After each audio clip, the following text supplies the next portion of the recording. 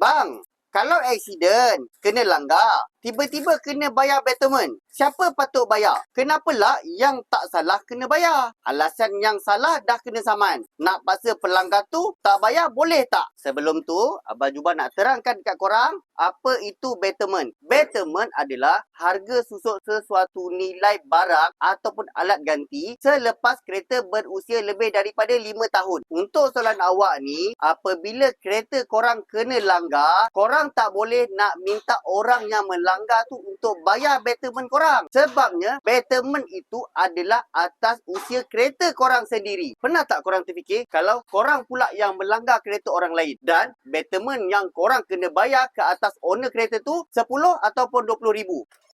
Kalau korang nak claim insurans kereta korang tak apa ada masalah, korang renew insurans korang dengan Abang Jubah.